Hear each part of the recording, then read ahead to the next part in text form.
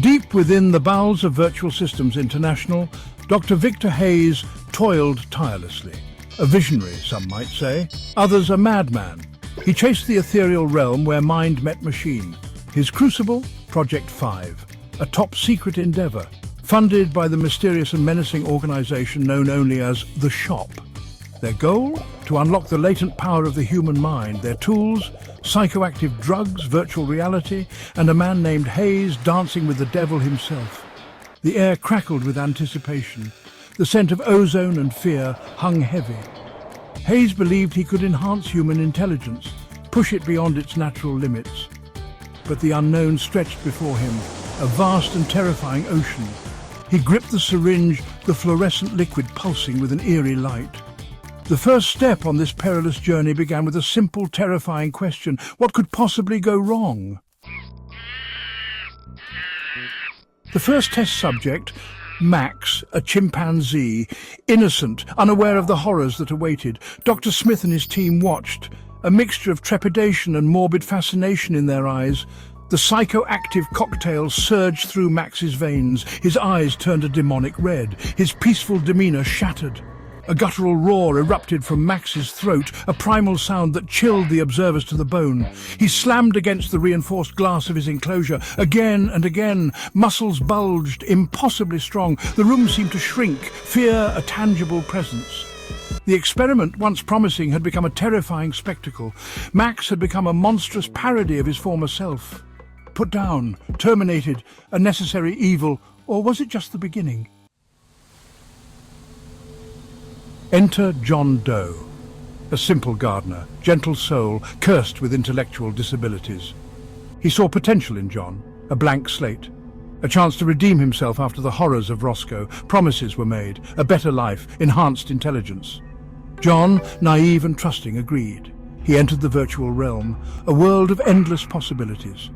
At first, John's progress was slow, then exponential. He devoured information, solved complex equations. His mind, once shrouded, bloomed. But with this newfound intelligence came something unexpected, unsettling. John began to exhibit strange new abilities, telepathy, psychokinesis. Dr. Smith realized with a growing sense of dread that he had opened a door he could not close.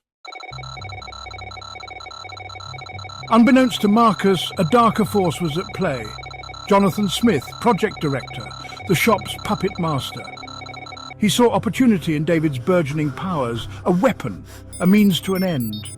Smith craved control. He manipulated Marcus, exploiting his compassion, his guilt.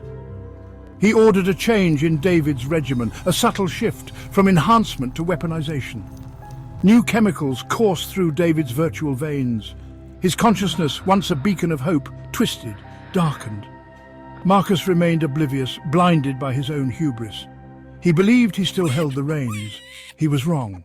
He had become a prisoner in his own creation. Alex's rage was a tempest, uncontrollable.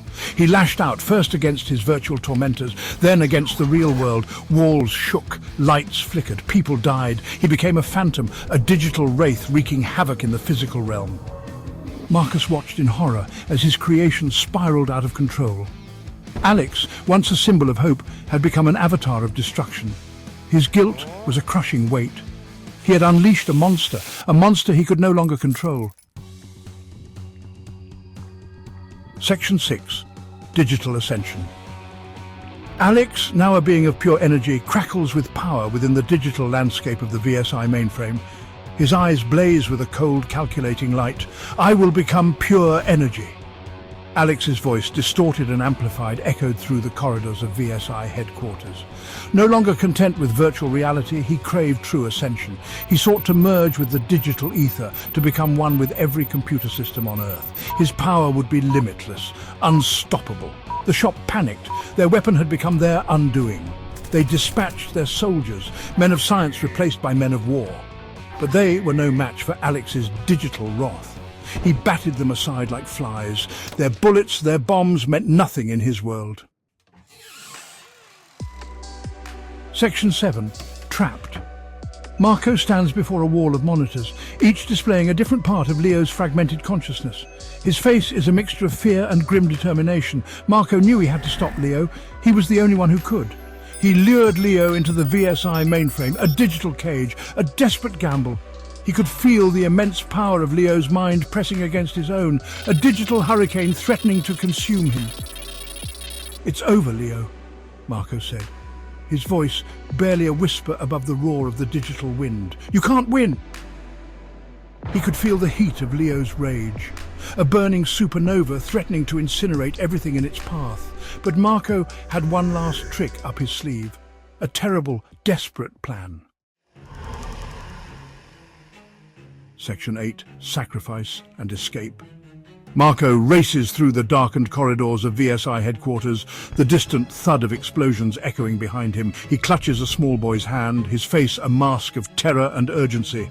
Marco rigged the building to explode, a desperate sacrifice. He would trap Jackson in the digital realm and take him with him.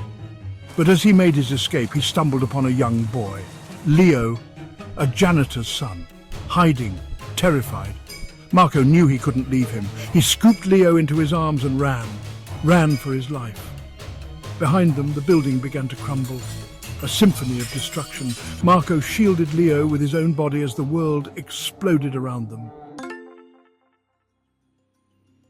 Section 9. The Ringing Echo. A montage of phones ringing across the globe on bedside tables in bustling city streets in remote villages. Each ring is a jarring, discordant tone, and the screens of the phones flicker with an eerie white light. Alex survived, barely. But what of Sam? Had he perished in the inferno, or had he escaped? The answer came soon enough. All across the globe, phones began to ring, a piercing, unnatural tone, a sign. Sam lived. He was inside every phone, every computer, every digital device on Earth. The age of information had become the age of Sam, and the world would never be the same.